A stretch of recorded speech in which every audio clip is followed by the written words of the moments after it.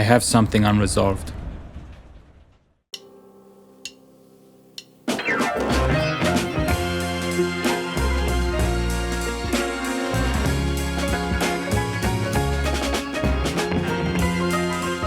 To comprehend it, and perhaps one day overcome it, I need to go back to the end of the summer of 2013 to a hospital outside of San Francisco.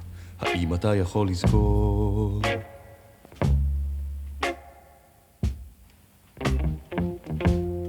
איך היינו מטיילים בין גבעות בשבילים מאולתרים מאבני הצור. To that moment when the on-call doctor asked if I was dangerous and I replied, I'm a fighter in the Navy SEALs. I can kill with my hands. From that second, my life changed significantly as 7 men entered the room and tied me to the bed.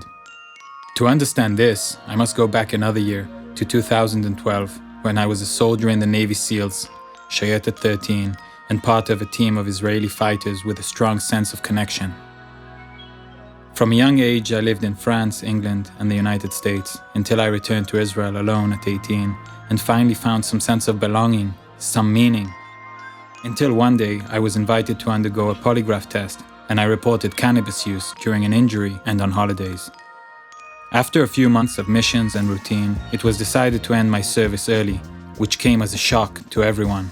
I didn't really know what to do. I didn't feel like I had a moment to pause and enter this post-military world.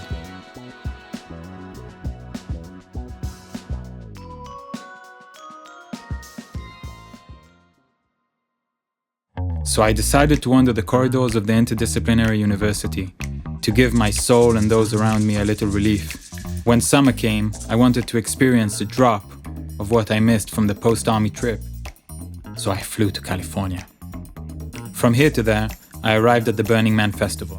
It was a major transformative moment for me, experiencing a place with great freedom, meeting people from all over the world, and having psychedelic experiences.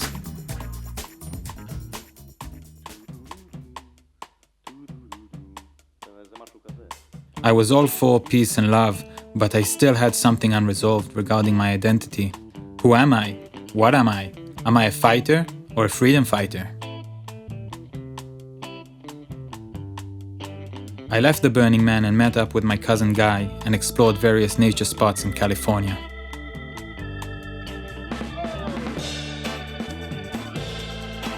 Many people use drugs, but not everybody experiences what happened to me. Still, I was fine and felt somewhere on the spectrum of normality. After all, I returned from a festival, I celebrated life, and stayed a little high. Then, one more drop of LSD. Maybe one drop too much?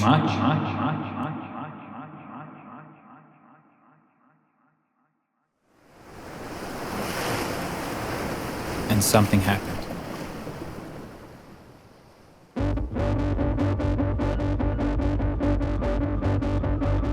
The spiritual awakening, the enlightenment, the messianic energy, the associative thinking, the connection between everything I experienced and our collective memory and the cultural history.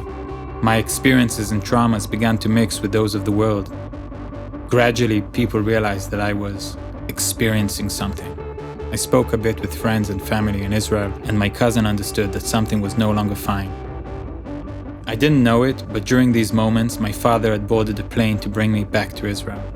Until then, I had a crazy journey, full of powerful experiences and moments, with a lot happening every day at a very fast pace, with many insights and much excitement.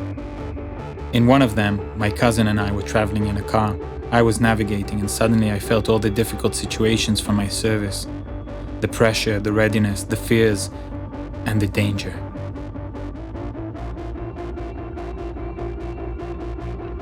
Then, by the side of the road, on the beach, I saw an injured seal. I shouted to my cousin, "Stop, stop, stop." I got out of the car. I saw people looking over the cliffs at the seal. I asked them, "Is he okay? Is he okay?" And they answered, "We don't know." I saw the sea lion, the seal, and suddenly everything connected for me. The seal, the commander, the fighter, was wounded, so I ran to save him. I got off the cliff and stopped right in front of him.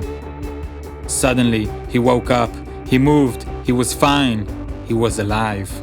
I realized that this seal, the metaphor for the American commando fighter, the seal, the sea lion, me, I may be hurt, but I too will recover. I'll get up, I'll be fine. I was filled with hope when I saw the seal getting into the water and swimming. I ran on the beach. I was ecstatic and felt like everything was going to work out. But unfortunately, this day took a twist when I found out that my father was on his way to the hotel. And when we met, everything turned rough. We got into an argument and I raised my voice. I don't know if he seized the opportunity or if the hotel really requested some medical confirmation that everything with me was okay. So we went to the hospital, and at the entrance I saw the guard and I hugged him because I was full of love and giving and had the desire to repair the world and to make tikkun olam for the injustices I experienced and the injustices experienced by humanity, because I felt connected to all humanity, because we are all one, and this is my fight to this day, to do good and spread peace and light and love. I hugged the guard and I told him, I also used to have a gun, but everything is fine. Today I'm here. I'm going to take care of myself.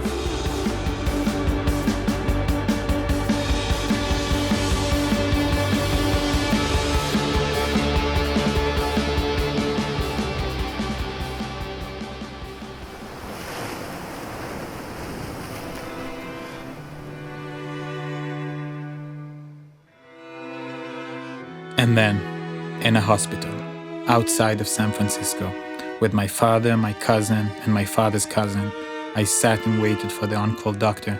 When he arrived, he asked me if I was dangerous. I told him the truth. After all, that's what I was trained for, to be a fighter. And this is what I faced at that moment, in the identity crisis of who am I and what is my place in the world? What should I do and how can I still be significant and experience greatness, strength, and power?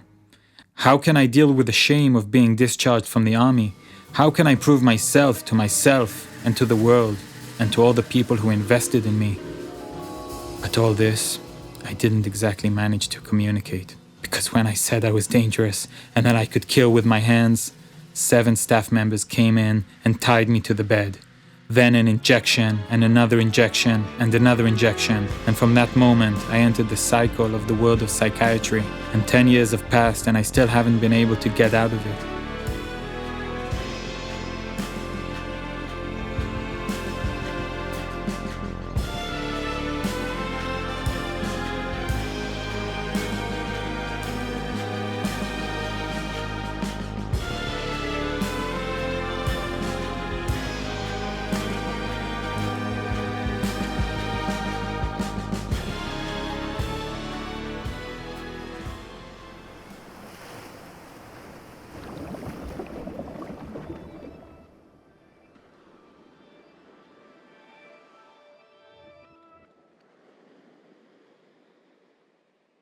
The fact that I'm in treatment and that I have a diagnosis does not mean that I don't have meaning and that I cannot live a full life. It doesn't mean I didn't achieve great success and that I didn't give.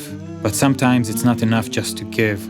We need to learn also to receive help, support, advice, and inspiration. You cannot just try to save the world, because for this, before everything, I need to be healthy. You go away, go miles and miles again.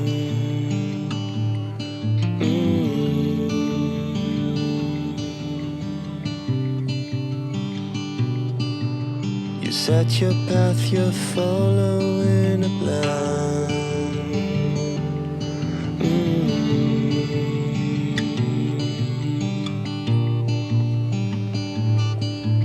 You find the new, you knew you'll find the same.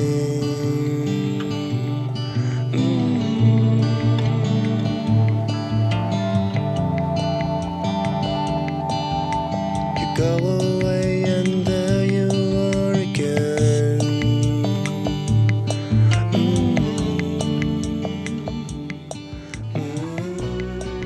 For a long time, I wanted to find closure, to finish my hero's journey and reach some understanding that will heal me, and with it, I can heal others and the world.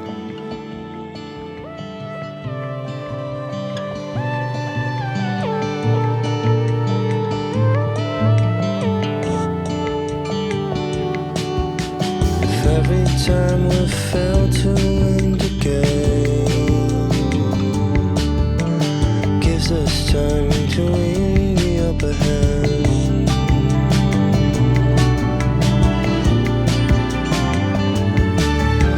You may erase your face or shuffle your mind,